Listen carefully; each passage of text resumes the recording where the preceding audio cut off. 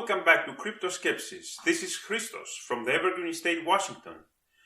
I finally finished my scuba diving lessons. I'm a certified diver now, so I will have more time to follow cryptocurrencies and share my thoughts with you. I just wanted to share an article I found over the weekend about what the Congress and governments in general want to do with cryptocurrencies. A very interesting article and some thoughts we can share. And I also want to share about SundaeSwap announcements and when they are going live on mainnet. Let's go and dive right into it. Before we do, I just want to show you our new token. It is going to be minted very soon, and all of our delegators are going to receive a drop from this beautiful token. This is a design that somebody did for me. It's based on the Silver American Eagle, and it just shows Rodin's man, the thinking man of Rodin, as our logo. We think, because skepsis means thought in ancient Greek. And we were established in 2021, Skepsis Pool, and we've been through these eras, Byron, Shelley, and Gauguin. Later on, we might have to mint another coin, 2022 or 2023, who knows? Now, I bought the article, it's on Forbes.com. Congress introduces a game-changing crypto bill as the price of Bitcoin, etc. sinks. Well, we know that Cardano right now is not sinking because of the news of SundaeSwap going live. We will talk all about that. But what he's saying here is that Minnesota Republican Representative Tom Emmer introduced a bill that would put a damper on the Fed's powers in issuing a digital currency directly to the American citizens, which he thinks would set the nation on an authoritarian path. Requiring users to open up an account at the Fed to access a U.S. central bank digital currency would put the Fed on an insidious path akin to China's digital authoritarianism, he said in a statement. It is important to note that the Fed does not and should not have the authority to offer retail bank accounts. So governments realize that the blockchain is here to stay, that it has tremendous power, and they want to try to harvest this power now, and they want to issue their own currency backed by blockchain. And the question is now, will the people abandon Bitcoin and use the central bank's currencies more? Or will the opposite happen? Or will people realize that even the governments trust Bitcoin, trust blockchain as a technology, and they're trying to make us use it, so I'm going to still store my value on Bitcoin and other chains as a decentralized blockchain instead of the government controlled. We'll see how it goes and what happens. It depends on us, how we want to live our lives, what we the people want to happen, but it's definitely going to be an interesting time. Fed Chair Jerome Powell said private cryptos could coexist with central bank issued digital currencies. Thank you very much. We can coexist, he says. But he also says that there will not be a need for digital currencies if there is a central digital dollar. Here it is. Jerome Powell thinks a digital dollar would render private cryptocurrencies useless. You would need stable coins, you would need cryptocurrencies if you had a digital US currency. I disagree because all the innovation is happening on our public blockchains. What is going to happen on this centralized blockchain? Just whatever the government wants to have to do. Others believe it would have the opposite, counterintuitive effect. Greg King, the founder and CEO of Osprey, they are a company trying to get institutional money into Bitcoin and other cryptocurrencies, argues it would spark a backlash over privacy concerns and push more people into decentralized private cryptocurrencies. And it's true, a blockchain is immutable and it is open. And if you have an open blockchain that Even if it's not open, still the government can audit every transaction that happened on it. So would you want that? Every little penny that you want to send to a friend, to your son, to anything, would you want that to be open for the government to spy upon? Like, what is the government? Isn't it supposed to be there as an overhead of services that we, the people, pay for with our taxes? It shouldn't be this big enemy. We're trying to get more out of you. We're trying to get more control from you. It should be just what we relinquish to them, to our representatives. That's how it should be. Now, I don't think it is that way, but we should get back to that. Okay, and then let's see what's going on with SundaeSwap. So when Sunday? This Thursday,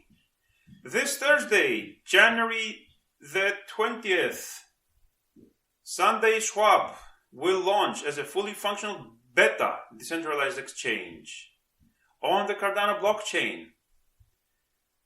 Tuesday, January 25th, the first round of ISO rewards will be calculated. So people that have delegated to SundaeSwap pools will receive their Sunday tokens. And then, January 20th, also, yield farming Sunday rewards begin. So, they want liquidity pools, they want capital, they want money in their decentralized exchange. So, people can do it, people can tie up their money in a liquidity pool, and they will get rewards for it. They call it yield farming. Who is available for yield farming? We have these 4 pairs. Sunday ADA, LQ ADA, WMT ADA, and Cards ADA. And they go into more details of how to do yield farming. Also, why beta?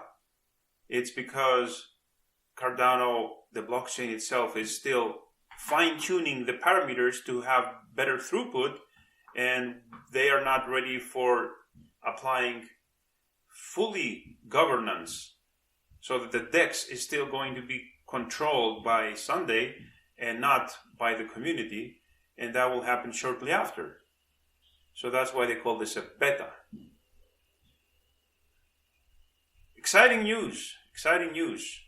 And let's see a little bit about what yield farming is and how it works. So how will it work?